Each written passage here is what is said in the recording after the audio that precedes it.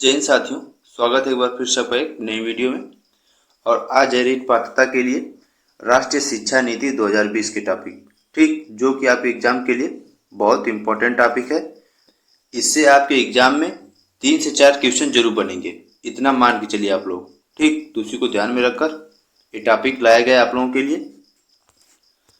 और देखिए, अब जो भी समय बचा है सिर्फ रिवीजन करने का टाइम है, सिर्फ रिवीजन। अब कुछ भी नई चीज़ों को मत पढ़िए, बस जो पीछे का पढ़े हैं उसी को रिवीजन करिए।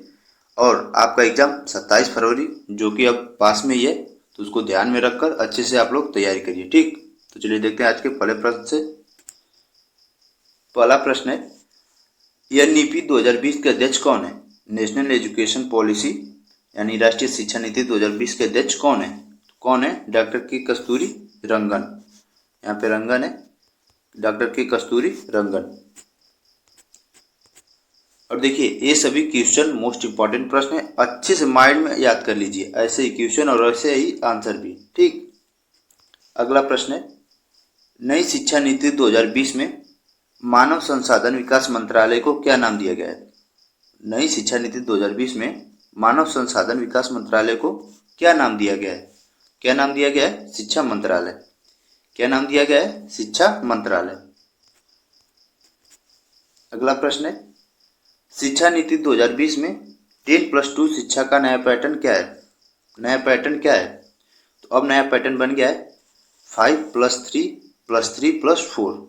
अच्छे से माइंड में याद कर ले, जिसमें पहले 5 वर्ष फाउंडेशन बैच रहेगा, जिसमें 3 से 8 वर्ष तक के बच्चे रहेंगे, यानी क्लास 1 और 2। यह गतिविधि आधारित शिक्षा रहेगी। कैसी रहेगी? गतिविधि आधारित शिक्षा। और अगले 3 वर्ष प्री पेटरी स्टेज रहेगा, जो कि 8 से 11 वर्ष तक के बच्चे रहेंगे, और इसमें प्रयोग आधारित शिक्षा दी जाएगी। कैसी? प्रयोग आधारित। पहले में गतिविधि, दूसरे में प्रयोग आधारित, जिसमें कि कक्षा 3, 4 और 5 के बच्चे रहेंगे, ठीक। फिर अगले 3 वर्ष जिसमें कि मिडिल स्टेज रहेगा, मिडिल स्टेज, और यह विषय आधारित पाठ्यक्रम रहेगा। इसमें विषय आधारित पाठ्यक्रम रहेगा, और इसमें 11 से 14 वर्ष तक के बच्चे रहेंगे, ठीक, जो कि क्लास 6, 7 और 8 के बच्चे रहेंगे।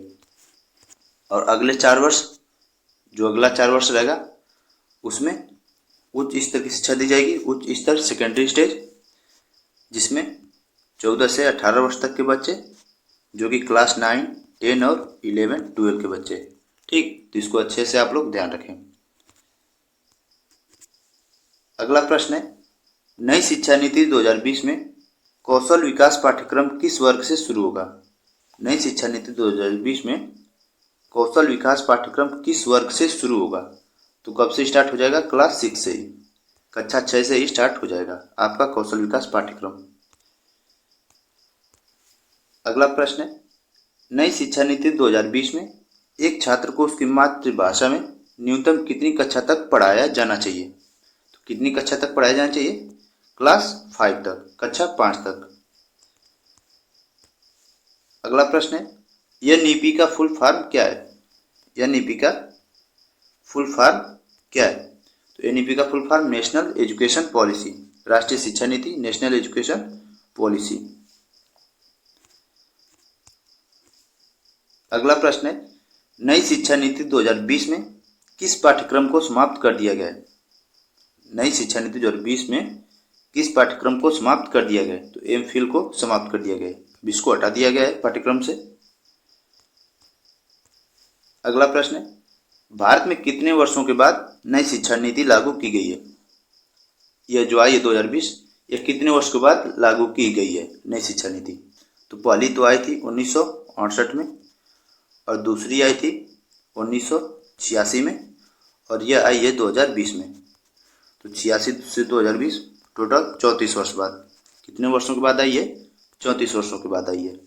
और यह कौन सी है? तीसरे नंबर की, तीसरी शिक्षा नीति है, ठीक। इसको भी ध्यान रखें।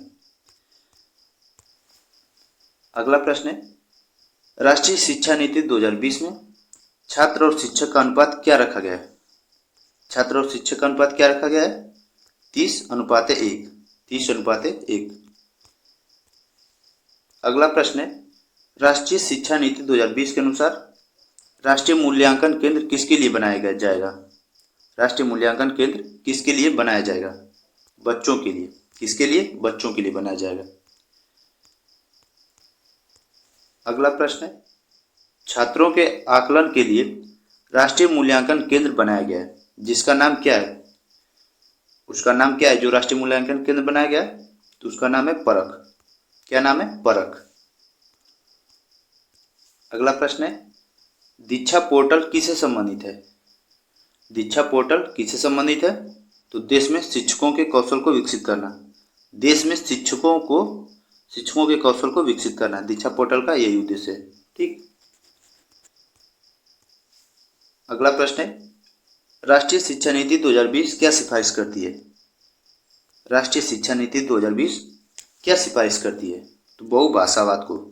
किसको सिफारिश करती है? बहुभाषावाद को। अगला प्रश्न है, राष्ट्रीय शिक्षा नीति 2020 के अनुसार मूल्यांकन का क्या उद्देश्य है? मूल्यांकन का क्या उद्देश्य है? बच्चों को सीखने की प्रक्रिया में मदद करना।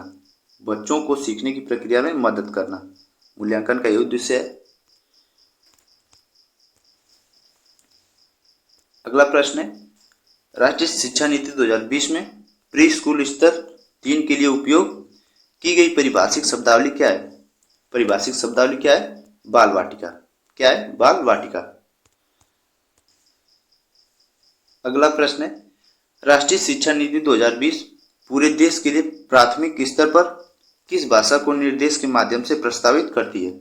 किस भाषा को? मातृभाषा या फिर घर की भाषा। ठीक। अगला प्रश्न है, एनईपी 2020 के अनुसार एबीसी का फुल फॉर्म क्या है? एबीसी का फुल फॉर्म क्या है? Academic bank of credit. ABC का full form academic bank of credit. अगला प्रश्न है, राष्ट्रीय मूल्यांकन केंद्र परख का क्या उद्देश्य है? राष्ट्रीय मूल्यांकन केंद्र परख का क्या उद्देश्य है? तो मानदंड, मानक और दिशा निर्देश निर्धारित करना। मानदंड, मानक और दिशा निर्देश निर्धारित करना। अगला प्रश्न है, राष्ट्रीय शिक्षा नीति 2020 के अनुसार अधिगम होना चाहिए। इसके अनुसार राष्ट्रीय शिक्षा नीति 2020 के अनुसार अधिगम कैसा होना चाहिए? तो अधिगम प्रयोगात्मक होना चाहिए। कैसा होना चाहिए? प्रयोगात्मक। अगला प्रश्न है, राष्ट्रीय शिक्षा नीति 2020 के अनुसार विद्यालयों में मूल्यांकन का अभिरूप होना चाहिए। मूल्यांकन का अभिरूप हो जाना चाहिए। तो रचनात्मक से योगात्मक। अब हो गया है रचनात्मक से योगात्मक। इसको अच्छे से आप लोग देख लें, माइंड में याद कर लें। रचनात्मक से योगात्मक। अगला प्रश्न है, राष्ट्रीय शिक्षा नीति 2020 यह प्रस्ताव रखती है कि, क्या प्रस्ताव रखती है? प्राथमिक कक्षाओं के बच्चों को उनके घर की या स्थानीय भाषाओं में पढ़ाया जाना चाहिए। क्या प्रस्ताव रखती है? कि उनके बच्चों को उनके घर की या फिर स्थानीय भाषाओं में पढ़ाया जाना चाहिए। ठीक। अगला प्रश्न है, राष्ट्रीय शिक्षा नीति 2020 शास्त्रीय भाषाओं के अध्ययन की सिफारिश के रूप में करती है। शास्त्रीय भाषाओं के अध्ययन के रूप में क्या सिफारिश करती है? तो एक अतिरिक्त विकल्प। क्या करती है? एक अतिरिक्त विकल्प। अगला प्रश्न है, राष्ट्रीय शिक्षा नीति 2020 किस पर जोर देती है?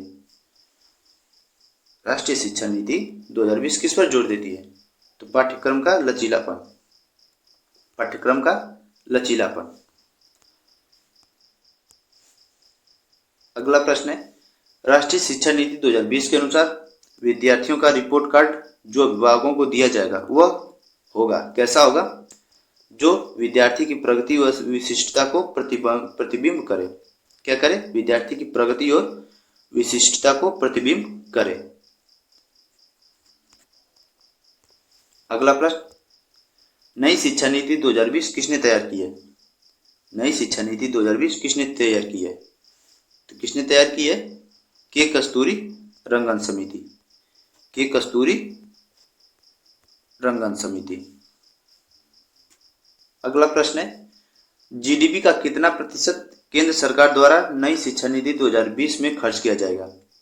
केंद्र सरकार द्वारा नई शिक्षा नीति 2020 में खर्च किया जाएगा? तो इसका आंसर आप लोगों को कमेंट बॉक्स में देना है। देखते हैं कितने लोग इसका आंसर कर पाते हैं। अगर देखिए, अगर नहीं पता है तो आप गूगल से करिए, फिर बुक से, कहीं से भी जरूर करिए। जितना आप चीज़ों को ढूंढेंगे, खोजेंगे, आपको ज़्यादा नॉलेज मिलेगा। जब जाएंगे राष्ट्रीय शिक्षा नीति के बारे में ज़्यादा पढ़ेंगे, सर्च करेंगे, तो इसमें एक से एक नई चीज़ें मिलेंगी। ठीक, तो इसका आंसर आप लोग जरूर करें कमेंट बॉक्स में। अगला प्रश्न है, पाठ्यक्रम को छात्र के संज्ञानात्मक विकास के अनुसार 4 चरणों में विभाजित किया गया है। इसका सही अनुक्रम क्या है? तो सही अनुक्रम क्या है? पहले मूलभूत चरण, उसके बाद प्रारंभिक चरण, फिर मध्य चरण, फिर माध्यमिक चरण। ये हैं 4 चरण। इसको भी एक बार अच्छे से देख लें। तो इसी के साथ ये था हम लोग का लास्ट प्रश्न। राष्ट्रीय शिक्षा नीति से जो भी क्वेश्चन बन सकते हैं वो सभी थे। तो इसको अच्छे से आप लोग इस वीडियो को कवर कर लें। तो वीडियो यहीं पे समाप्त करेंगे। वीडियो पसंद आए तो वीडियो को जरूर लाइक करें और चैनल को सब्सक्राइब कर लें। ठीक, वीडियो में आने के लिए आप लोगों का बहुत बहुत धन्यवाद।